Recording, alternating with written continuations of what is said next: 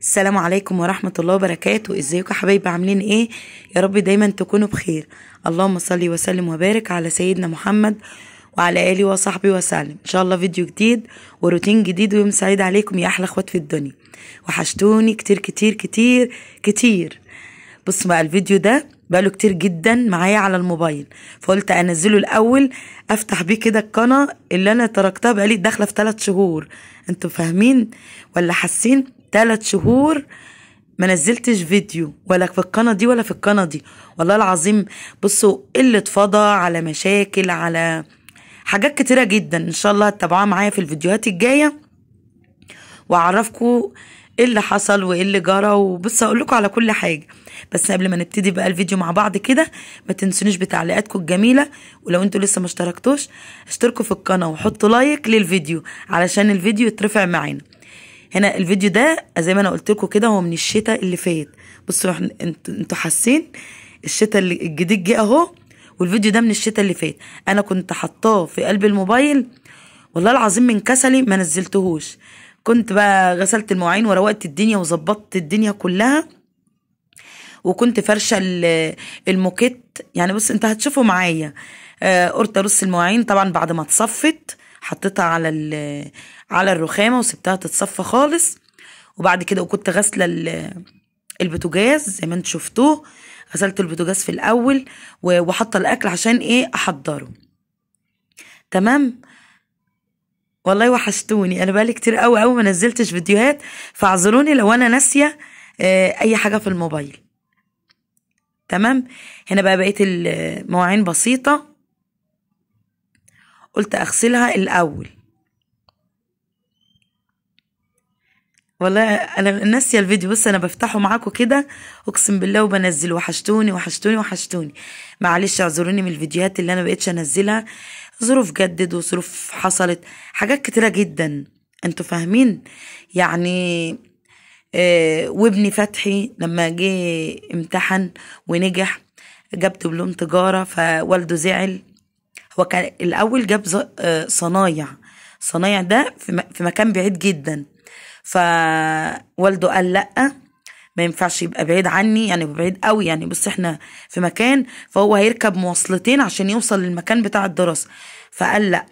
فرحت مدخلة تجارة قريب مني، يعني سكة ربع ساعة تلت ساعة يكون جنب البيت عندي، يعني في سكة ربع ساعة يركب مواصلة واحدة ويجي على طول. فأنا دخلته تجارة وبسنت بنتي دخلت 4 ابتدائي، وادم طبعا جيت اقدم له في الدراسه، سنه على شهر 1 المدرسه ما قبلتوش.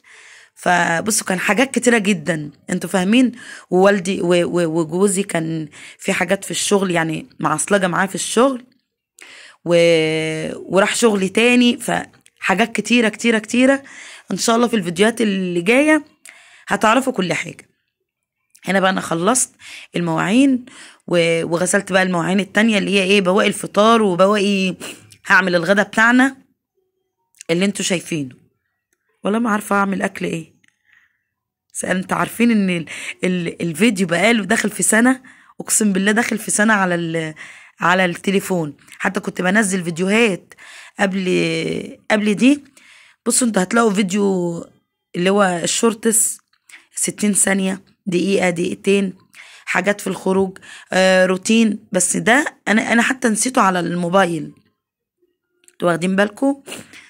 فبما اني بقى ان انا هفتكر معاكم الاكل اللي انا كنت هعمله، فاحكي لكم شويه. وانا تعبت وضغطي عالي وحاجات كتيره في الشقه، بقى اشتريت حاجات كتيره في الشقه برضو، وقلت بقى ايه ابقى اصورها. والله بكسل. وبقالي دلوقتي داخله في من اول الدراسه انا ما كنتش بفتح المحل اللي هو شغلي. انتوا لو انتوا تتابعوا الفيديوهات القديمه وتعرفوا انا شغاله في المحل بتاع جوزي، بيأجر مكن وعجل واكسسوارات مكن وتصليح تكاتك وحاجات كتيره. فانا بقى بفتح المحل ده في المواسم، بس في موسم المدرسه، في العيد، في رمضان. فاتناديت ان انا افتحه من اول يوم دراسه. فبنزل الصبح بدري، طبعا انتوا عارفين في الفيديوهات القديمه معاكم لو تراجعوها يعني هتعرفوا ان انا بنزل بدري الساعة 9. طبعا بقوم امتى الاول؟ بس انا احكي لكم كده واحدة واحدة. هنا بعمل البصلة وبعمل لحمة، ماشي، ايام ما كانت رخيصة. الفيديو ده بقاله سنة والله، كتير، بقاله من الشتاء اللي فات، يعني 6 شهور او 7 شهور. فايه انا كنت بقول في ايه؟ اللهم صل وسلم وبارك على سيدنا محمد. ان انا بصحى الصبح. طبعا احمد جوزي صفى من الشغل بتاعه، هو موظفين كتير مش هو لوحده، تصفيات للموظفين كده، عمالة زايدة والكلام ده. وقعد يجي 4 شهور في البيت، 4 شهور او 5 شهور، ونزل شركة تاني. فابتديت بقى اصحى الصبح الساعة 4 في ميعاد شغله، واصحى الساعة 6 لبسنت بنتي والفتحي، وانزل تاني الساعة 9:30 او 10، انزل اودي ادم الحضانة وافتح المحل. واطلع على امتى بقى؟ اطلع على خروجهم من المدرسة، بيبقى الساعة 4:30 بروح قافلة المحل بتاعي واطلع على الشقة اعمل الاكل. بصوا الروتين بتاعي ده ان شاء الله انتوا هتشوفوه فيما بعد. فانا بنزل لكم بس ايه، اقول لكم على الحاجات اللي انا كنتش بنزلها وما كنتش ايه فاتحه.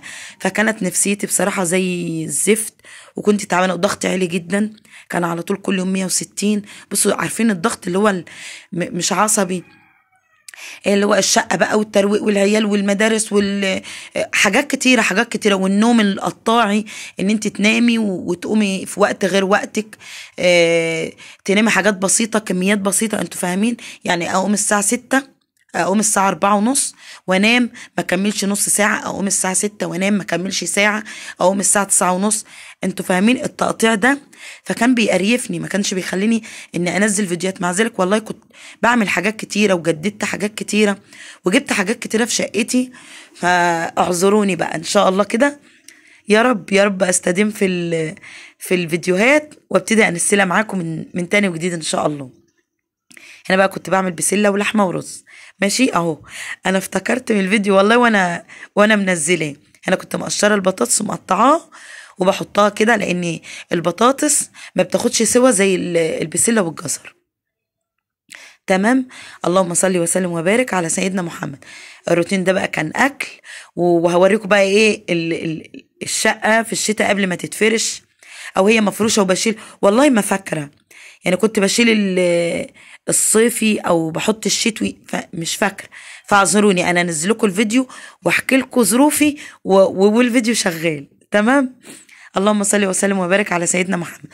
بحط التوابل بتاعتي بقى في البسله، واعمل رز وبسله ولحمه. خلاص. احنا كنا بنقول ايه؟ كنا بنتكلم برضو على ادم. نزلت كذا مره المدرسه بتاعته، يقولوا لي تعالي بعد اسبوع، انزل بعد اسبوع، لحد ما ابتدت الدراسه. برضو بقيت انزل اكلم المدير واكلم مدرسين، قالوا لي فرق شهر واحد، يعني لو 1/10 كانت في المدرسه قبلته كان دخل اولى ابتدائي. ابني مواليد 4/11، بصوا شهر و4 ايام او شهر و3 ايام. هو شهر يعتبر، هو اللي ما بين السنة والسنة هو شهر واحد بس. ابني ما قبلش في الدراسة. فقلت بقى اوديه حضانة بقى. بصوا التلاتة يعني هم مريحيني ومش مريحيني، يعني انا كنت المفروض اوديهم دراسة والحضانة والمدارس وكده وانا بقى قاعدة في الشقة، لا انا كنت ببقى شغالة تحت. فده والله فعلا اللي خلاني. وكان ساعتها بقى كان جوزي، قبلها كان جوزي قاعد، كانوا كلهم قاعدين، وكنت برضو بفتح المحل، وكان جوزي شغال على توك توك. انتوا عارفين التوك توك ده ابو 3 عجلات. وكان بصوا قاعد، يعني انتوا فاهمين، يفتح المحل يشتغل ميكانيكا سيارات، تكاتك، زي ورشة، مكن، توريسيكلات، عجل، بيشتغل في الحاجات دي مع التوك توك. انتوا فاهمين يعني. بيطلع وردية الصبح، هو بتاعه يعني، هو اشتراه وهو بتاعه، وبعنا العربية. فبصوا ظروف كتيرة وحاجات كتيرة. ان شاء الله تابعوني في الفيديوهات اللي جاية، هتعرفوا كل حاجة. تمام. هنا بقى حطيت حتة سمنة كده صغيرة حلوة جميلة تدي ريحة للرز، وشوحته كده، وقلت ايه، هسقيه من الشوربة واسيبه. تمام. اللهم صل وسلم وبارك على سيدنا محمد. هنا البسلة كانت قربت بقى تستوي، جميلة جميلة جميلة. كانت أكلة حلوة، وكان بصوا كانتش الدنيا غليت قوي كده. والله ما فاكرة اللحمة كانت بكام، يعني على ما أظن يعني 200 أو 250، دلوقتي بقت 350. انتوا واخدين بالكم؟ أو 300. أنا ما بشتريهاش دلوقتي. بشتري فراخ ومربية فراخ، ففراخ بلدي وفراخ بيضة وكده يعني. هنا بقى انا شلت اللحمة اللي هي فيها عروق صفرة شوية كده، حطيتها في البسلة تتسوى مع الطبيخ، تبقى لحمة في الطبيخ كده بتبقى طعمها حلو. واللحمة الحمراء سبتها زي ما هي في الايه، في الشوربة كده. الرز كان الشرب، وطيت عليه وقلت بقى اقلبه كده علشان ايه، يبقى مفلفل وجميل. اللهم صل وسلم وبارك على سيدنا محمد. حطوا لي لايكات بقى عشان ترفعوا الفيديو معايا، لاني فعلا والله انا بقالي كتير كتير ما نزلتش فيديوهات، ولا في القناه دي ولا في القناه التانية. ان شاء الله في القناه التانية الروتين الشتوي في الصميم، فرش الشقه الشتاء، الفرش بتاع الشتاء. كانت الشقه كلها بحفظات في الصيف. طبعا انا طول الصيف ما نزلتش فيديوهات، فجيت بقى قلت بقى اشيل دي زبده صفرة، زبده بقري جميله جدا وعامله طعم وريحه تحفه بصراحه. هنا بقى كنت نضفت الحوض، بصوا مخليه الدنيا زي القشطه. ده الفرش الشتوي اللي انا كنت هشيله. ايوه فعلا انا كنت هنا في اواخر الشتاء، الفيديو ده بقاله كتير، وكنت بقى اشيل ده كله كده.